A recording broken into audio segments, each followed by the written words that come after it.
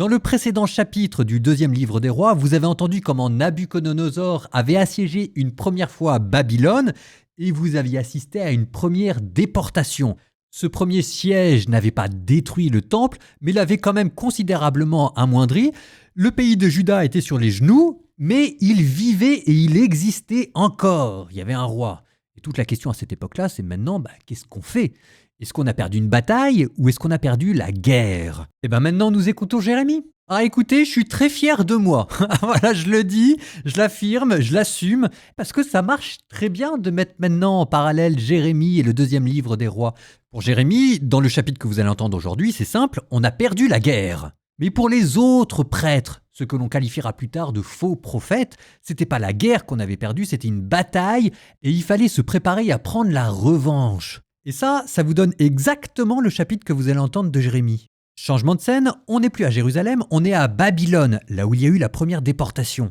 Là-bas, il y avait des gens qui s'étaient autoproclamés prophètes pour dire qu'il fallait se préparer au retour et à la guerre, que c'était pas terminé. Bref, à Babylone, ils préparaient la résistance. Et le chapitre que vous allez entendre aujourd'hui, c'est précisément la lettre que Jérémie s'est fendu d'écrire depuis Jérusalem à ces Juifs déportés à Babylone pour leur dire « N'entrez pas en résistance, ça va durer longtemps, soumettez-vous, établissez-vous là-bas, construisez des maisons. » Vous noterez en passant, ça c'est le verset 3, que Jérusalem confia cette lettre pour qu'elle soit portée aux exilés à Babylone à Élasa, fils de Shaphan.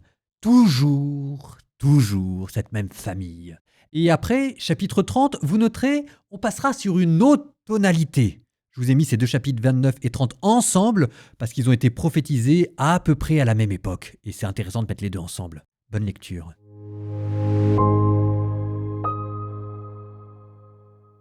Voici les termes de la lettre que le prophète Jérémie envoya de Jérusalem à ceux des anciens qui survivaient en exil, aux prêtres, aux prophètes et à tout le peuple que Nabuchodonosor avait déporté de Jérusalem à Babylone. C'était après que le roi Jéconias eut quitté Jérusalem avec la reine-mère, les dignitaires, les princes de Juda et de Jérusalem, les artisans et forgerons. Cette lettre fut confiée à Élasa, fils de Shaphan, et à Guémaria, fils de Helkia, que Sédécias, roi de Juda, avait envoyé à Babylone auprès de Nabuchodonosor, roi de Babylone. Elle disait « Ainsi parle le Seigneur de l'univers, le Dieu d'Israël, à tous les exilés que j'ai déportés de Jérusalem à Babylone. Bâtissez des maisons et habitez-les. Plantez des jardins et mangez de leurs fruits. Prenez des femmes et engendrez des fils et des filles. Prenez des femmes pour vos fils. Donnez vos filles en mariage et qu'elles enfantent des fils et des filles. Multipliez-vous là-bas et ne diminuez pas. Recherchez la paix en faveur de la ville où je vous ai déportés et intercédez pour elle auprès du Seigneur, car c'est de sa paix que dépend votre paix. Oui, ainsi parle le Seigneur de l'univers, le Dieu d'Israël. Ne vous laissez pas abuser, ni par les prophètes qui sont au milieu de vous, ni par vos devins. N'écoutez pas vos songes, les songes que vous provoquez, car c'est le mensonge qu'ils prophétisent en mon nom.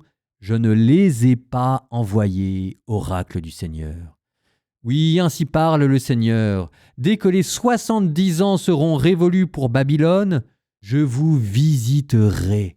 J'accomplirai pour vous ma parole de bonheur en vous ramenant en ce lieu, car moi, je connais les pensées que je forme à votre sujet, oracle du Seigneur, des pensées de paix et non pas de malheur, pour vous donner un avenir et une espérance.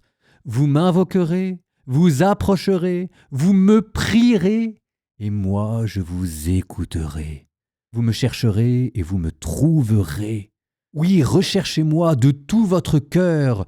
Je me laisserai trouver par vous, oracle du Seigneur, et je ramènerai vos captifs. Je vous rassemblerai de toutes les nations et de tous les lieux où je vous avais chassés, oracle du Seigneur, et je vous ramènerai au lieu dont je vous avais exilé. Puisque vous dites, le Seigneur a suscité pour nous des prophètes à Babylone, ainsi parle le Seigneur au roi qui siège sur le trône de David et à tout le peuple qui habite cette ville, à vos frères qui ne sont pas partis en exil avec vous. Oui, ainsi parle le Seigneur de l'univers. Je vais envoyer chez eux l'épée, la famine et la peste. Je les traiterai comme des figues pourries. si mauvaises qu'elles sont immangeables. Je les persécuterai avec l'épée, la famine et la peste. Je ferai d'eux un objet de stupeur pour tous les royaumes de la terre, un objet d'imprécation et de désolation, de dérision et d'insulte parmi toutes les nations où je les aurai chassés, car ils n'ont pas écouté mes paroles, oracle du Seigneur. Ils n'ont pas écouté mes serviteurs, les prophètes, que je leur ai envoyés inlassablement, oracle du Seigneur. Quant à vous, écoutez la parole du Seigneur, vous, tous les déportés que j'ai envoyés de Jérusalem à Babylone. Ainsi parle le Seigneur de l'univers, le Dieu d'Israël, à Akab, fils de Kolia, et à Sédécia, fils de Maaséia, qui en mon nom vous prophétisent le mensonge. Je vais les livrer aux mains de Nabuchodonosor, roi de Babylone, qui les frappera sous vos yeux. Et désormais on formulera cette malédiction chez tous les déportés de Juda qui se trouvent à Babylone, que le Seigneur te traite comme Sédécias et Akab, grillés au feu par le roi de Babylone. C'est qu'ils ont commis une infamie en Israël, et se sont livrés à l'adultère avec les femmes de leurs prochains, et ils ont dit, en mon nom, une parole de mensonge alors que je ne leur avais rien ordonné. Moi, je le sais, j'en suis témoin, oracle du Seigneur. À Shemayahu le Néhélamite, tu diras, ainsi parle le Seigneur de l'univers, le Dieu d'Israël. Tu as envoyé des lettres en ton nom à tout le peuple qui se trouve à Jérusalem, au prêtre Sophonie, fils de Maaséia, et à tous les prêtres pour dire ceci. Le Seigneur a fait de toi un prêtre à la place du prêtre Joad pour surveiller dans la maison du Seigneur tout homme qui délire ou fait le prophète afin de l'attacher au pilori ou au carcan. Alors, pourquoi ne corriges-tu pas Jérémie d'Anatote qui fait le prophète parmi vous? Car il nous a envoyé à Babylone le message suivant. Ce sera long. Bâtissez des maisons et habitez-les, plantez des jardins et mangez de leurs fruits. Or, le prêtre Sophonie avait lu cette lettre au prophète Jérémie. Alors la parole du Seigneur fut adressée à Jérémie. Envoie ce message à tous les exilés. Ainsi parle le Seigneur au sujet de Shemayahu le Néhélamite. Parce que Shemayahu a prophétisé parmi vous, sans que moi je l'envoie, afin de vous rassurer par un mensonge. À cause de cela, ainsi parle le Seigneur, je vais sévir contre Shemayahu le Néhélamite et contre sa descendance. Aucun d'entre eux n'aura sa place au milieu de ce peuple. Aucun ne verra le bien que je vais faire à mon peuple, oracle du Seigneur, car c'est la révolte qu'il a prêchée contre le Seigneur. Parole du Seigneur adressée à Jérémie. Ainsi parle le Seigneur, le Dieu d'Israël. Écris dans un livre toutes les paroles que je t'ai dites. Car voici venir des jours, oracle du Seigneur, où je ramènerai les captifs de mon peuple, Israël et Juda, dit le Seigneur. Je les ramènerai dans le pays que j'ai donné à leurs pères, et ils en prendront possession. Voici donc les paroles que le Seigneur a dites à Israël et à Juda. Ainsi parle le Seigneur. Nous avons entendu un cri d'effroi, c'est la terreur et non la paix. Interrogez donc et voyez, un mâle peut-il enfanter? Pourquoi tout homme que je vois a-t-il les mains sur les hanches comme une femme qui enfante? Pourquoi tous les visages sont-ils soudain livides? Malheur, il est grand ce jour-là, à nul autre semblable. C'est le temps de l'angoisse pour Jacob, mais il en sera sauvé.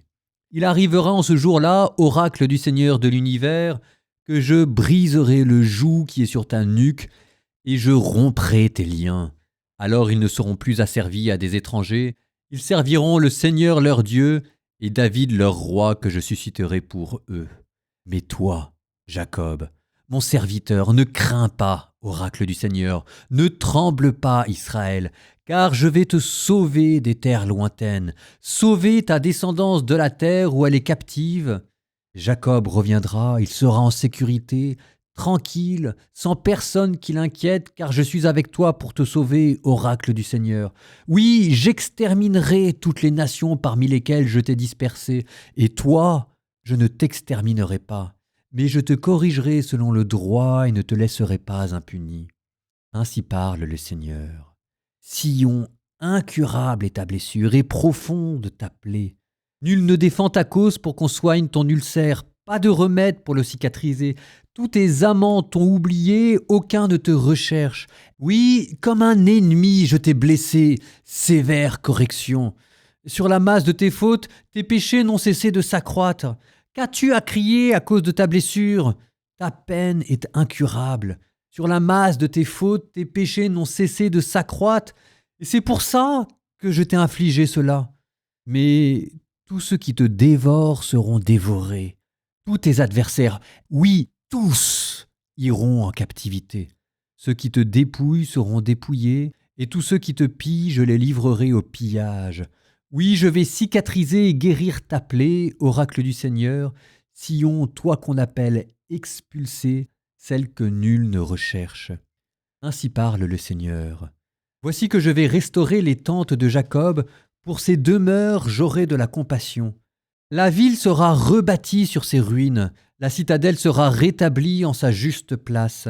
Les actions de grâce en jailliront avec des cris de joie, bien loin de diminuer ses fils, je les multiplierai, bien loin de les abaisser, je les glorifierai. Ils seront comme autrefois. Leur communauté se maintiendra devant moi, car je punirai tous ses oppresseurs. Jacob aura pour maître l'un des siens, un chef qui sera issu de lui, et je lui permettrai d'approcher, et il aura accès auprès de moi. Qui donc, en effet, a jamais osé de lui-même s'approcher de moi, oracle du Seigneur? Vous serez mon peuple, et moi je serai votre Dieu. Voici la tempête du Seigneur. Sa fureur éclate, la tempête s'installe, elle tournoie sur la tête des méchants. L'ardente colère du Seigneur ne se détournera pas avant d'avoir agi et réalisé les desseins de son cœur. Dans les derniers jours, vous le comprendrez.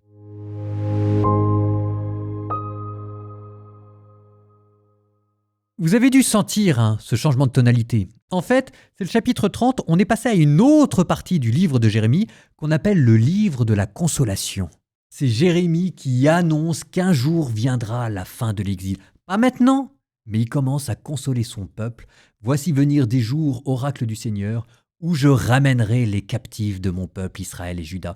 Ce livret de la consolation, vous êtes juste après le premier siège, juste après la première déportation que l'on vient d'entendre dans le chapitre précédent du livre des rois. C'est à ce moment-là que Jérémie non seulement se met à prédire la ruine totale de Jérusalem et du temple, qui n'a pas encore eu lieu, mais qu'il se met aussi à prédire avec 70 ans d'avance. C'est à ça qu'on reconnaît que c'est un prophète. Il a toujours 3 coups d'avance. Il se met à prédire que Dieu va prendre en pitié son peuple et qu'il va reconstruire Juda. Vous êtes ici, dans un des sommets, peut-être même le sommet du prophétisme politique. Vous aurez Isaïe qui va dire des choses magnifiques sur le chant des serviteurs, mais là, en termes de coïncidence entre les prophéties et l'histoire qui est en train de se dérouler, je crois que vous êtes dans le sommet de la Bible. Nous terminons par une prière. Au nom du Père et du Fils et du Saint-Esprit. Amen. Seigneur, je te demande la grâce du discernement, la grâce de la sagesse avec l'humilité pour savoir trouver ma place et la clairvoyance pour arriver à voir la situation. Je te demande, s'il te plaît, la grâce du discernement pour croire dans les paroles que tu m'as adressées et pour arriver à discerner celles que tu m'as envoyées de celles que tu ne m'as pas envoyées. Seigneur, donne-moi la grâce du discernement.